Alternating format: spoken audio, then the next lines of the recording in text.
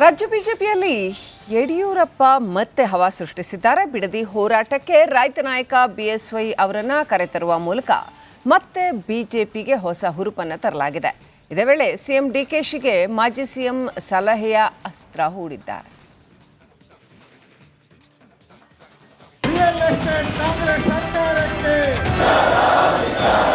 ರೈತ ವಿರೋಧಿ ಸರ್ಕಾರಕ್ಕೆ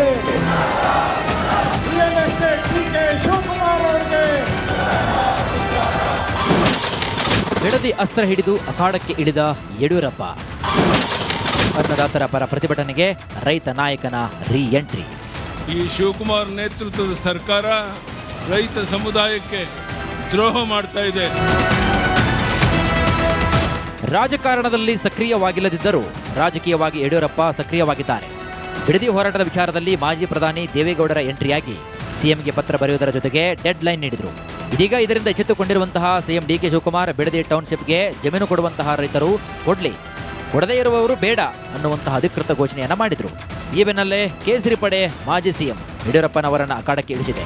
ಬಿಜೆಪಿ ರೈತ ಪರ ಹೋರಾಟಕ್ಕೆ ರೈತ ನಾಯಕ ಬಿಎಸ್ ಯಡಿಯೂರಪ್ಪನವರಿಗೆ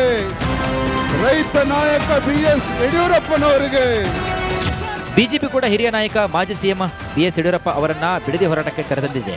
ರೈತ ನಾಯಕ ಅಂತಲೇ ಗುರುತಿಸಿಕೊಂಡಿರುವಂತಹ ಬಿಎಸ್ ಯಡಿಯೂರಪ್ಪ ಬಿಜೆಪಿಯ ಹೋರಾಟದಲ್ಲಿ ಭಾಗಿಯಾಗುವ ಮೂಲಕ ಸರ್ಕಾರಕ್ಕೆ ನೇರ ಎಚ್ಚರಿಕೆಯನ್ನು ನೀಡಿದ್ದಾರೆ.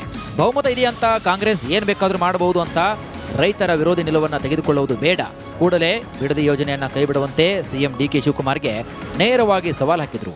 ವಿನಾಶಕಾಲೇ ವಿಪರೀತ ಬುದ್ಧಿ ಅಂತ ಹೇಳ್ತಾರೆ. ಬಹುಶಃ ವಿನಾಶಕಾಲ ಹತ್ರ ಬಂದಾಗ ಅಧಿಕಾರ ಮತದಿಂದ ಅಜೀರ್ಣ ಆಗೋಷ್ಟು ಬಹುಮತ ಇದೆ ಅಂತ ಒಂದೇ ಒಂದು ಕಾರಣಕ್ಕೋಸ್ಕರ ಈ ಶಿವಕುಮಾರ್ ನೇತೃತ್ವದ ಸರ್ಕಾರ ರೈತ ಸಮುದಾಯಕ್ಕೆ ದ್ರೋಹ ಮಾಡ್ತಾ ಇದೆ. ಮುಡಾ ಬಳಿಕ ಬಿಡದಿ ವಿಚಾರದಲ್ಲಿ ಪಾದಯಾತ್ರೆ ಯಶಸ್ವಿಯಾಗುತ್ತಾ? ಟೌನ್ಶಿಪ್ ರದ್ದಿಗೆ ಬಿಜೆಪಿ ತಂತ್ರ. ಈಗಾಗಲೇ ಮಾಜಿ ಸಿಎಂ ಸಿದ್ದರಾಮಯ್ಯ ಕುಟುಂಬದ ಮೇಲಿದ್ದಂತಹ ಮೂಢ ಆರೋಪಕ್ಕೆ ಬಿಜೆಪಿ ಮೈಸೂರು ಚಲೋ ಪಾದಯಾತ್ರೆ ನಡೆಸಿ ಗಮನವನ್ನು ಸೆಳೆದಿತ್ತು. ಮಾಜಿ ಮುಖ್ಯಮಂತ್ರಿ ಸಿದ್ದರಾಮಯ್ಯ ಕುಟುಂಬ ಮೂಡಾಗೆ ಸೈಟ್ ವಾಪಸ್ ಮಾಡಿದ್ರು. ಇದೀಗ ಡಿಕೆ ಶಿವಕುಮಾರ್ ಕೂಡ ಸಿಎಂ ಆಗಿದ್ದು ಬಿಡದಿ ಯೋಜನೆಯನ್ನ ರದ್ದು ಮಾಡುವಂತೆ ಆಗ್ರಹಿಸಿ ಪಾದಯಾತ್ರೆ ಮಾಡಲು ನಿರ್ಧರಿಸಿತು.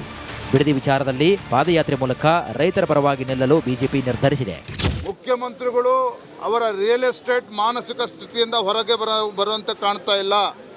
ಹಾಗಾಗಿ ಭಾರತೀಯ ಜನತಾ ಪಾರ್ಟಿ ರೈತರ ಪರವಾಗಿ ಧ್ವನಿ ಎತ್ತಬೇಕು. ರೈತರಿಗೆ ನ್ಯಾಯವನ್ನು ಕೊಡಿಸೋವರೆಗೂ ಕೂಡ ನಾವು ಹೋರಾಟವನ್ನು ಮಾಡಬೇಕು ಅಂತೇಳಿ ನಾವೆಲ್ಲರೂ ಕೂಡ ತೀರ್ಮಾನ ಮಾಡಿದ್ದೇವೆ.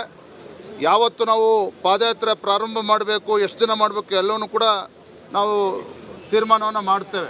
ಬಿಡದಿ ವಿಚಾರದಲ್ಲಿ ಸರ್ಕಾರವನ್ನು ಮಣಿಸಲು ಬಿಜೆಪಿ ಹೊಸ ಪ್ಲಾನ್ ಅನ್ನು ರೂಪಿಸ್ತಾ ಇದೆ. ಟೌನ್ಶಿಪ್ ಕೈಬಿಡುವಂತೆ ಆಗ್ರಹಿಸಿ ಪಾದಯಾತ್ರೆ ಮಾಡಲು ನಿರ್ಧರಿಸಿದ್ರೆ ಯಡಿಯೂರಪ್ಪನವರನ್ನ ಕರೆತಂದು ಸರ್ಕಾರಕ್ಕೆ ವಾರ್ನಿಂಗ್ ಕೊಡುವ ಕೆಲಸವನ್ನು ಕೂಡ ಮಾಡಿಸಿದೆ.